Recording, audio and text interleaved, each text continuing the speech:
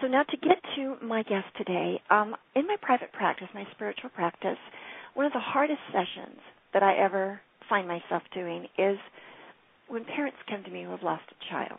No matter the age, whether infant, youth, or an adult, it's so devastating to these beautiful souls that have come into my office, and they wish only to connect again, to know that their child is okay and they're doing well and that they're not in pain or they're not in trauma. And I personally feel that only the strongest of souls that walk through my office who have contracted with this, to withstand the gut-wrenching difficulties of carrying on in spite of the tragedy. I feel these amazing souls and parents who have assigned themselves to this journey get great rewards or benefits when they do cross to the other side or go home to the Creator.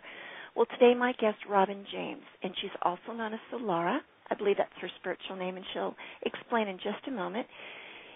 Robin is just such this amazing type of soul I've been speaking about that does come through my office. After 9 months of great anticipation with her husband, Scott, they found themselves in the exact experience or nightmare that I've been just talking about in losing their precious son, Terran. Robin and Scott lost Terran after only moments upon the earth, just moments he was with them. This mighty spirit, I can feel his spirit, it's mighty, did not even take an earthly breath, but he did open his loving eyes for just a second, and then he softly returned home to the Creator. Robin, through her book, it's an amazing book, and she'll speak about it today, her own spiritual journey, began her healing from this pure devastation to a more of a spiritual understanding after she received in an intuitive reading about 10 years after her son Terran's ascent home, that Terran wished to communicate with her and use her as a divine channel from the other side to bring messages and information in the form of many books to assist the children of today upon the earth. The children of today upon the earth, I have to say, are not children at all. And I've said this often, and I'll say it again. Who am I to ever say that my mentor or spiritual teacher is older than me or my age? Who am I to ever judge that someone younger doesn't have a complete inspired message from the other side? I often listen to children, my own children, and gain such wisdom and insights. And I believe that that's what Robin has felt throughout working with Terran and bringing these many books. She has many books that he has shared with her, and one book that he wrote himself about creating your life, creating your own life. So I believe that he is working with the indigo children here on earth to assist us to raise our own consciousness through shifting and changing old patterns or beliefs, literally changing the whole shift of Mother Earth, and to bring divine love and light and complete understanding. So would all of you please welcome in joining with me to say a hearty hello to my beautiful guest today, Robin James. Robin, are you there? Yes, I am. Thank you, Karen. Hello, sweetheart. How are you? I'm doing very well, thank you.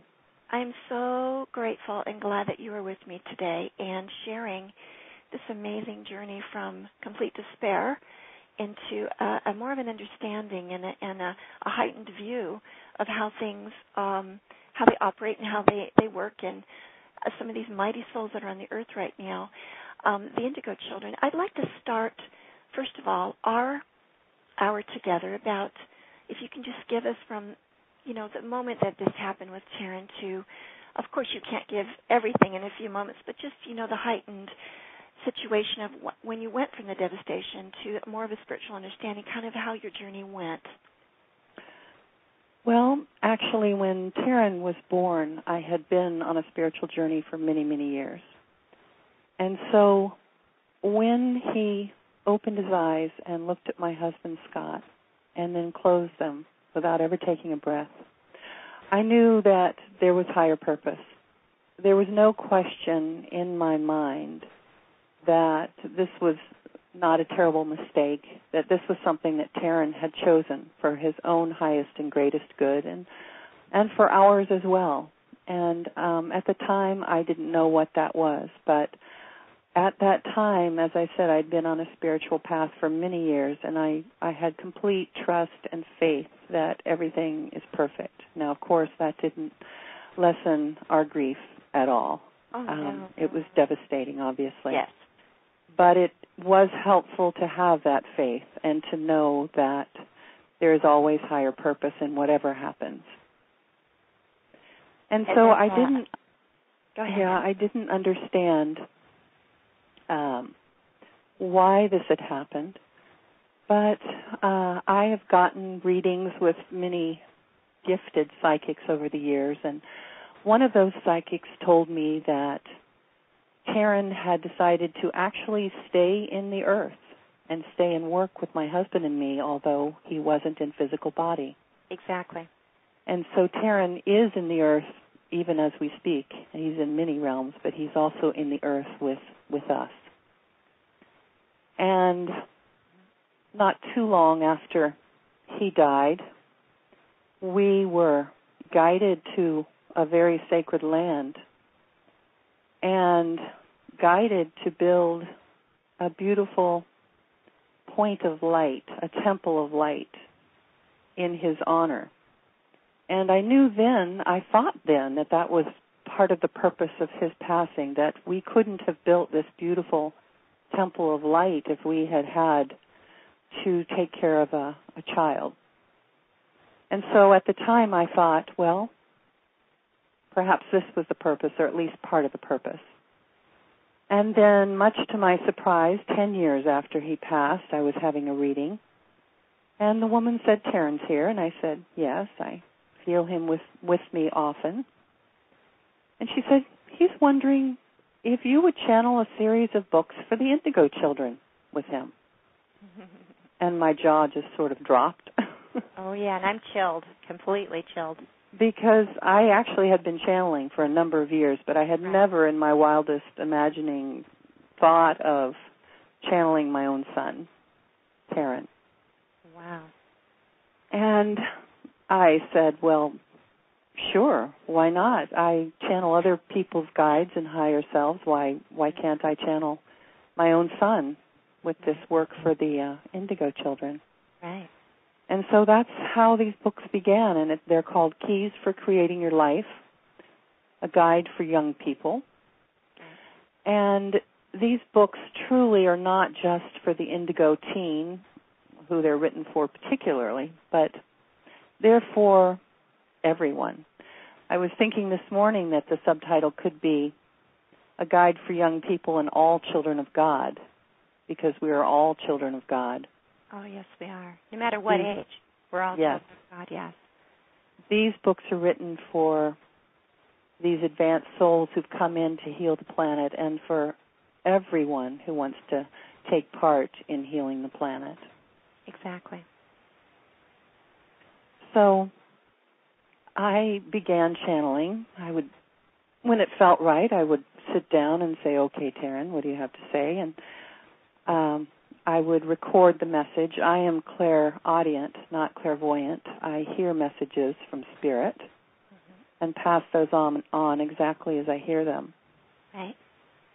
And I was told during the process that there would be 36 readings, that there would be 4 books, and each book would be made up of 9 readings. So I have 4 volumes of Keys for Creating Your Life. And each chapter has a principle, which is a key for creating a joyful life. These books are a guide for the Indigos and for everyone who wants to lead a joyful life and help heal the planet. Exactly.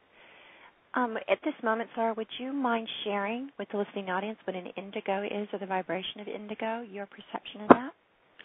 Well, it's interesting when I was asked to channel these books with Terran, I had heard the term, but I'd never even read anything about indigos. I just knew that they were very advanced souls who had come into the earth to help change the consciousness of the earth. Exactly. To open the way. And this is the time of the Great Awakening. The Great Awakening is that time when everyone is given the choice, their free will choice, to claim their own Christ spirit. And Terran says that it's actually that the Christ Spirit is going to come back in the form of Jesus, once again, the second coming. But it's not simply that. It's the opportunity for everyone here on earth who so chooses, to claim their own Christ Spirit. And to this day, I've actually never read any books about the indigo. Oh, you hadn't? Oh, I haven't. And these books are not about the indigo. These books are the only books written that I know of that are guidance, a guide for living, specifically for them to read, for them to help them in their lives as they help raise all of our consciousness and help heal the planet. Like it's a guidebook or more of a book of tools? Yes. Is that what you're saying? Yeah. Exactly. Okay. As I said, each chapter has a principle to use as a guide, as a beacon of light in creating your own life, because, of course, we are all co-creators with God. We certainly are. We choose the opportunities in our lives, and we choose how we deal with those opportunities, and that is how we serve as co-creators with God. We create our own lives. That's right. Through our thoughts, through our prayers, through our intention, through our actions. Exactly. And when you align yourself with the Creator and you align your thoughts and feelings with that higher vibration, you find your life pretty much things magically appearing or instantly manifesting or instantly healing. And I've seen this with people who have been given the, statement of you're ill, you are diseased, you are on the way to go out to pass away. And isn't it true we're all on the way out? You know, every breath we take, it's like, it's closer to when we do go back to the source. But in those moments that we realize that we are that co-creator, we're that creator within, and we can have, it doesn't matter what anybody has to say. If we choose something different, it can be. And now I wanted to ask you a little bit about when you were carrying Terran, did you feel any sort of inspired thought that he may not stay on Earth, or did you have any dreams or anything? I have to say that I had no idea. I knew beyond a doubt that I was carrying a child who was coming to change the world. Exactly. I just knew that intuitively. I felt it so very strongly. Right. And when he died, I was in total shock. I couldn't believe it. I thought, how could this be? I know that he's coming to change the world. Right. I know this without a doubt. And, 10 years later, I found out that, yes. It really was true. In a very tangible way. And Terran has a lot to say and a lot to share.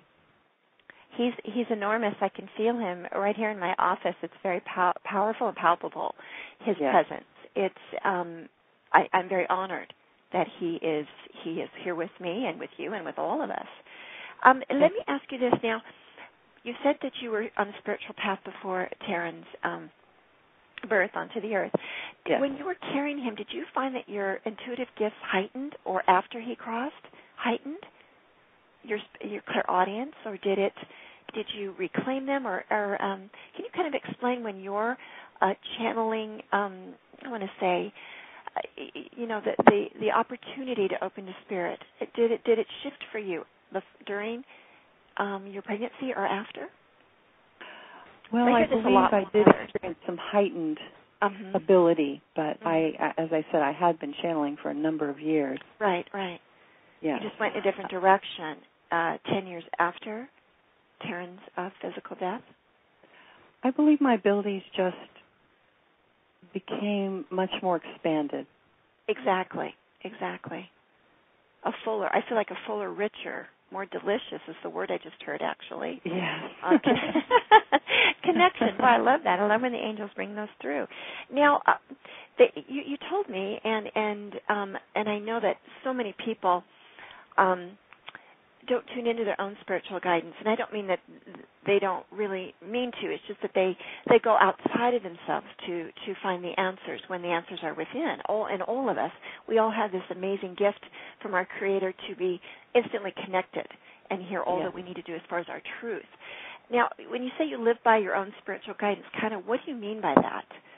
Does Terran bring in information for you, or do you channel this guidance for yourself? Or I really prefer to receive my guidance through dreams, or I don't channel for myself because there's always the concern that my consciousness might interfere, might jump in there.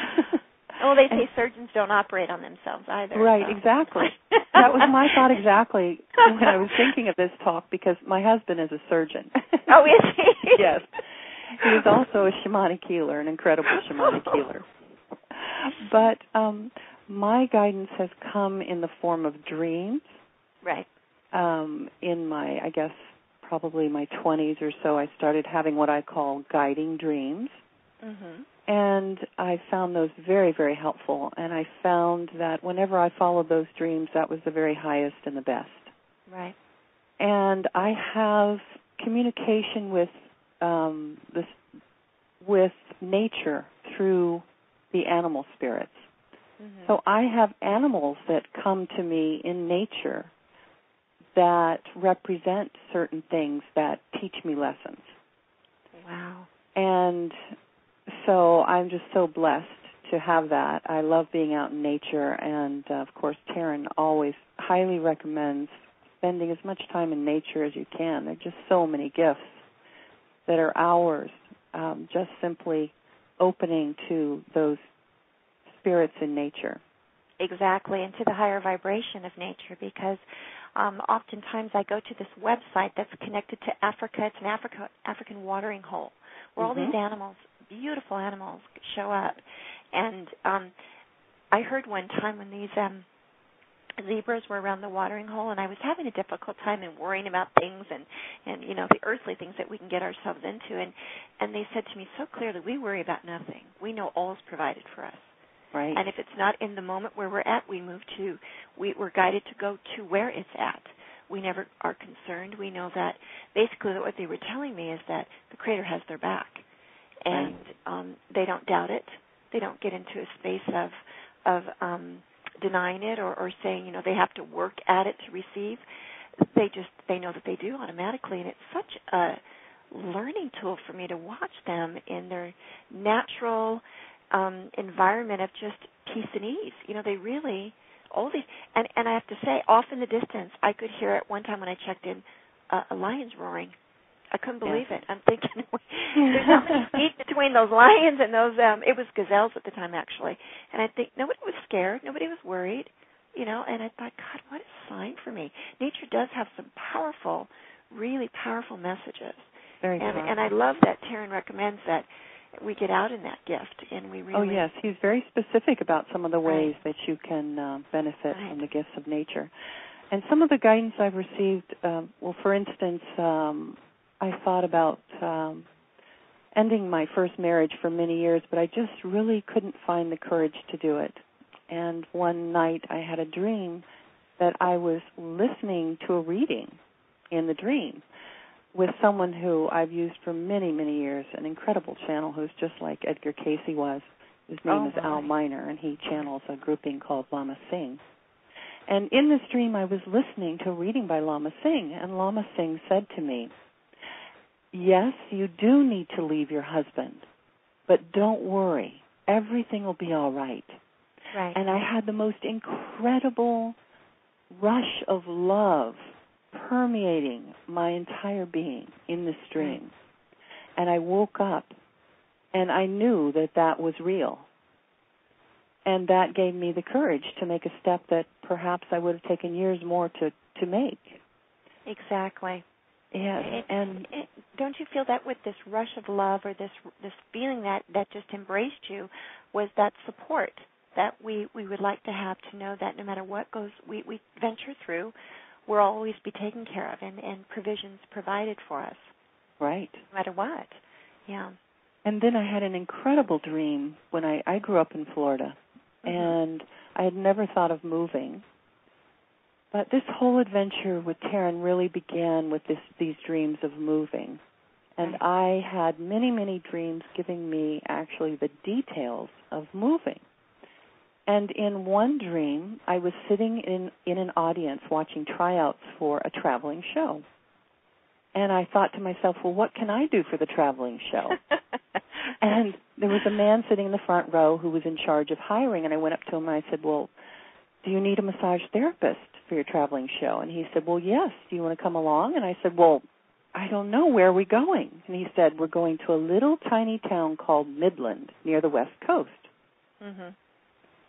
And so when I woke up from that dream, I thought, Midland? Well, the only Midland I know is Texas, and that's not near the West Coast. So I got out my encyclopedias, and I looked up Midland in California, and there was no Midland. I thought, well, maybe it's Oregon. I looked up Oregon, and there was Midland, a little tiny town. In fact, it had no population listed in Oregon. No one lived there? And the closest town was Klamath Falls, and I called the Chamber of Commerce, and I said, well, I'm thinking of moving to Midland. How many people live there? And he laughed, and he said, oh, about 50. Do you 50? And so that is how I moved from Florida to Oregon, literally following my dreams. It's beautiful and in there. Another I've been to dream, Klamath Falls. It's beautiful there. Yes. Well, when I arrived, I was in total shock because I always thought of Oregon as green and beautiful, and it was totally brown. It was September. Oh, no. I was actually given the date to go out. Mm-hmm. And so I did literally follow my dreams, and that really began this journey with Terran, because soon after that I met my husband, and then Terran was born. So I get a lot of guidance through my dreams, and as I said, I get a lot of guidance through the spirits in nature. That's fantastic, and I highly recommend anyone listening in that you really start to chart or journal your dreams, and when you do go out in nature as well, journal or write what you receive or feel or know or sense when you get back from nature. And I have to say for myself personally, there's a common thread of messages when I get in my dreams and I write them down or I tape record and when I'm out in nature, and it's like it's the same message. It's not different in my dreams. It's not different in nature. It's always, so interwoven. It's the same message for me every time, and I just need to take that time to listen. Now, you mentioned your husband Scott, and God bless him. And now, tell me about. You mentioned to me that Terran's books were a family project. Now. Oh, yeah. Can you mention that to me about how your family's involved in this amazing project, or I want to say miracle through these books? Thank you. Well, my son had made a design for my first book, Messages from Matthias, for the cover. Right. And so I thought of him to help with the covers. Mm-hmm. And Terran encouraged me to get his help. And my son was going through an incredible journey himself at the time, incredibly challenging. And this has been an incredible healing for him as well, to be working with these books. So he helped with that. He is developing the website, which is talktoterran.com. I was going to ask you that next, how to get to see all this wonderful information. So and not only that, Terran. Yes. And not only that, he is composing background music for the audiobooks, and he is producing the audiobooks, and we have completed 2 of the 4. And I actually got the help of 4 indigos to read the chapters of the books. And as I said, my son Jeremiah Jones, is producing those and composing most of the background music. And then I have a daughter, Jessalyn Jones, who is incredibly talented. She is an artist, and Terran suggested that she do some illustrations for the books. So these books are all in full color, and each book has 4 illustrations. And what my daughter Jessalyn did was read through the chapters and see which principles spoke to her for her art. Right. And so she tuned into Terran and tuned into the principles and came up with illustrations. And those are also on the website, so you can see those. And then my husband, Scott, took a number of photographs that are on the books. And then I have a wonderful sister who's helped me with marketing the books, and another daughter who gave me a lot of good advice. So it is definitely a family project, and you can see my whole family on the website. This would be a good time to mention to the listening audience the websites for, I'm going to say Robin, James, and Sulara, which is the same beautiful essence. And we'll talk about that in just a minute, about your spiritual name, Sulara, or your pen name. It's www.talktoterran, Terran.com. Again, that's www.talktoterran.com or www.circleofterran.net. Now, can you explain to the listeners about what the circle that you mentioned here, the Circle of Terran Ranch, or what is that, or how did that come to be? I think you started our interview with that. Yes. Well, Circle of Terran Ranch is the name of the sacred land that we were guided to. Exactly. And, of course, we named it in honor of Terran. And circle, of course, represents oneness and God. Right. And the oneness that brings us back to God. Right. And so Circle of Terran is this temple of light that we have built that connects with points of light all over the globe. And this land has power places of power and energy vortexes, which assist people in opening to the God within. Exactly. And you mentioned to me a labyrinth, a Lavender Labyrinth. Is this also in the Circle of Terran, in this place, on the sacred land? Yes, and I never even thought of this until someone said, well, your labyrinth is a Circle of Terran as well. Definitely. I was going to say. That's why I thought you'd named it that. No, we actually thought of that after we started the building. We were going to plant some lavender for our farm use. And we also wanted to have a labyrinth, and my husband came up with a wonderful idea of planting English lavender in the form of a labyrinth. And it's on the hillside, and it is 200 feet across. Oh, my stars. It is made up of thousands of lavender plants. And, of course, we raise bees. So this is a wonderful gift for the bees as well. So we hold public labyrinth walks a couple times a year, and it's just really an incredible, sacred labyrinth. That is so amazing. I have walked labyrinths before, and it was such a journey within for the inner self for me. And so much reflection. I mean, I even saw past lives flash before me where I walked similar, like inward journey around this sacred geometry type idea, and it was phenomenal. I did one in Sedona, and I did one out here in Palm Desert.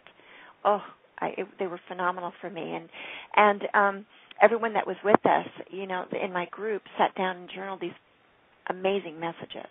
Like they said, they never would have thought or felt or would have been open to if they had not. So I would highly recommend if there is a labyrinth in your area or you know of one, or come and visit this amazing ranch or this wonderful land. If you live near where Robin lives, in Ashland you live now, right? You're currently in Ashland? Yes, outside of Ashland, Oregon. Right, outside of Ashland. Now, I wanted to tell the listeners I didn't want to take a break today because we started late, pardon me. And I just wanted to get all the information in because this is such a phenomenal story to begin with. And then what's coming from it is such a magnificent wave of love and support and wisdom. So I wanted to if you could tell the listening audience, like, if they were to contact you personally, what could you do for clients or, anyone that contacted you as far as healing or getting messages for themselves? And also Bowen? Is it Bowen therapy? Yes, Bowen therapy. Yes, I'm really interested to hear about that. Well, it's a type of massage therapy that's not like traditional massage at all. It doesn't need the muscles.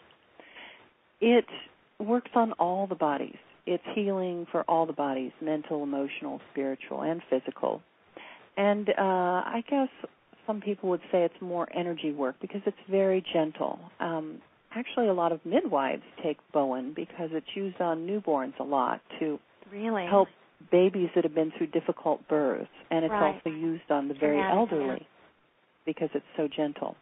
Right. And it was developed by a man named Tom Bowen, who was an Australian. He's passed over now. But he developed it intuitively, and it's just incredible work. I was a deep tissue therapist for 25 years, and my thumb started giving out.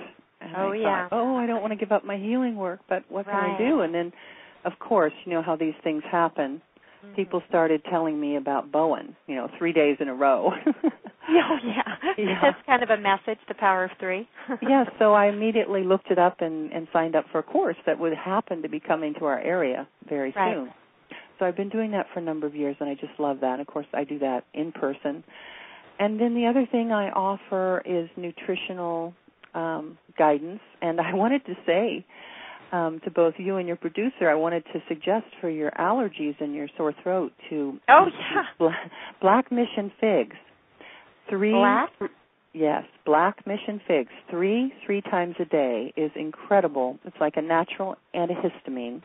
It also helps the alkalinity of your body. Right, that's so important. Yes, so eat three times a day. And it's called Black Mission. What's the last Black word? Mission figs, yes. That's a very specific kind. Yeah, I'm sure Gary's listening in on that one. Boy, I wrote that down. Oh, yeah, I am. The other thing is the neti pot. Are you familiar with that? No, I'm not. Are you, Gary? No, I've never heard that one. Well, I learned about the neti pot in a yoga class, and it's a little ceramic pot that you put about a quarter teaspoon of sea salt in warm water and dissolve it, and you cleanse your nose with it. You just pour it through one side and then pour it through the other and back and forth until it's gone. And the combination of the Black Mission figs with that is fantastic for allergies or a sore throat. That's fantastic. Thank you so much for offering that information. I'm running to the health food store. I really am.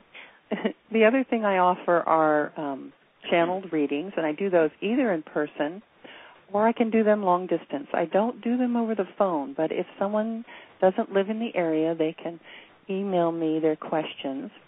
And what I do when the time feels right, I sit down and I offer myself as a channel for their higher self and their guides. Right. And I receive the information and I speak it into a tape recorder exactly as I hear it. And then I send them the tape. Wow. So I love doing those readings for people. It's such an honor and such a gift for me to feel the incredible unconditional love that just pours through me to the person I'm reading for. Exactly. And each one is so unique. Here. I do the same. I feel the same when the heavens have lovingly chosen me to be a facilitator for someone, and to bring through messages. That I'm just so honored to feel that support and love. Now, I have to say to those listening in and in the chat room, and unfortunately I can't get into the chat room. It's the computer where I can't get back in, so I'm kind of running today on not being able to connect with the audience in the chat room. But I have received from wonderful Robin one of those channeled readings, and I cried through the whole thing. It touched me so deeply, and I didn't. I wanted to wait to say this on air with you, that it was one of the most precious and filled unconditional love, and nothing but heaven felt reading. And I want to honor you and thank you so much for the opportunity that you took the time to be so gracious with your gift with me. I was so blown away, and I teared up, and I said, I got to read this again. And I teared up again, and I have it in a very special folder that I've looked at quite a few times since. Wonderful. You sent it to me. So thank you. Well, I do have to say I go by the name Sulara now, not Robin. Robin, but, yes, I know one. And now, can you tell the listening audience how that came about for you? Sure. I actually went in to have a reading with the same woman who introduced me to Terran's books. Right. And I sat down and she said, "Have you ever thought of changing your name?" I said, "No." And she said, "Well, I'm being told that Robin is a very nice name, but it really doesn't match your energy anymore." And she's talking, and as she's talking, I hear a name. And what I heard was Alara, and I saw it, Alara. Oh, wow. And I said, "Well, I'm hearing Alara. Is that my new name?" And she said, "Well, that's part of it."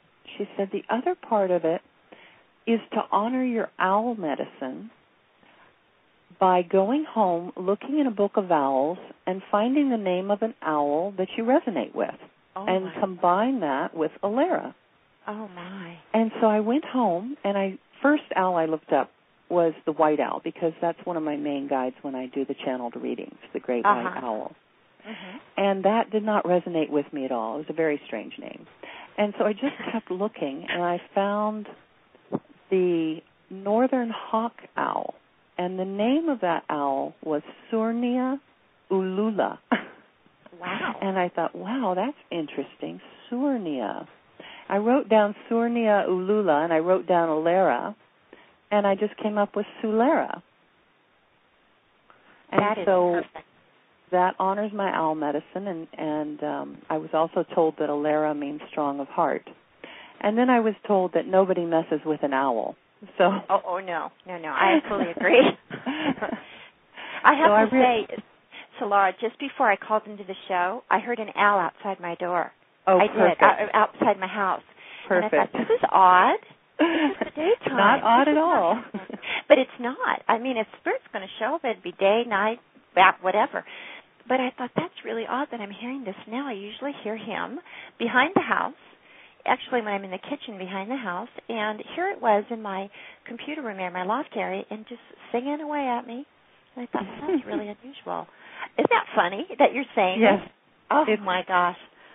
Yeah. See how nature is? I love it. I love it. They're so in tune, and so we are so connected, all of us. It's Now I'm going to give my gratitude to the owl who was singing praises this morning, probably literally saying good morning to you. Definitely. I would and say. I would just like to say that I've told a story of all this journey in my autobiographies. Mm-hmm. The Magic of Dreams and Spirit Guides is my first one. And yes, it's a wonderful book. I'm halfway through it. It's wonderful. Oh, great. And a lot of similar journeys that you've gone through, I've gone through, and it's not the situation with the children, but perhaps the before, the middle, and who you are today, or where you are today. It's very similar. I thought, oh my gosh. Yes. Well, I believe in the reading they said that we were sisters in spirit. Exactly. And now I knew what they meant. Yes, exactly. So I know exactly what they meant. And then I definitely want to, if you could possibly read something from one of the books. But before we do that, Gary, honey, how much time do we have? You have about 5 minutes. Oh, okay. If you could, Sulara, just if you could mention the books. Okay. Especially the series from Terran, and then your autobiography would be lovely. Okay. So you want me to just mention the names of the books? Yeah, we've only got 5 minutes left. So time goes by just such a blink. Yes, it does. My first book that I published is a collection of writings that I did through automatic writing when I first began tapping into my spiritual gifts, my psychic gifts, and it's called Messages from Matthias, and that's published under the name Robin James. And the subtitle is Messages of Love, Hope, and Encouragement for the Coming Changes. And that's actually very current because we're in the middle of those changes, although this was channeled in 1991. And then my first autobiography is called The Magic of Dreams and Spirit Guides, A Spiritual Journey, and that's also published under the name Robin James. And that tells the story of how I developed my psychic gifts and the story of following my dreams and moving to Oregon and meeting my husband and the birth of Terran. And then the sequel to that is called Circle of Terran, and that one picks up where The Magic of Dreams and Spirit Guides leaves off. So I highly recommend reading The Magic of Dreams and Spirit Guides first. And Circle of Terran tells the story of how we were guided to this sacred land and guided to build Circle of Terran. And then the series of books written by Terran, I just acted as the messenger, are Keys for Creating Your Life, A Guide for Young People by Terran with Sulara. That's fantastic. And then, as I said, we are, volumes 1 and 2 are completed in the audio books, and 3 and 4 will be completed before too long. This is so fantastic, and I have to say to those listening in, I have thumbed through the book from Terran, the Creating Your Life, the tool book. I'm going to say the tool book. It has so many tools, but either book that I have had from Sulara that I'm reading right now has such a powerful energy, first of all, within the words written and within the whole essence of these books, and I highly recommend to check out her website, check out the messages, and just to let your heart guide you. Sulara, I want to thank you with all of my heart for coming today and bringing your owl with you. Thank you so much, Terran, for the opportunity. Oh, I'm so blessed, and I would love to have you back. So we'll need to coordinate that so you can share more of your journey and read some of these books, and because we are all here to help each other, and if we link arms and link hearts, we will find a greater earth to live upon, and Mother Earth couldn't be happier. Until next week, I want to send you all my love and gratitude for being here today and supporting Divine Journeys with Karen Anderson. Next week, we will have medium extraordinaire Patty Sinclair joining me. She's phenomenal. You don't want to miss out. Have a glorious week, everyone, and namaste.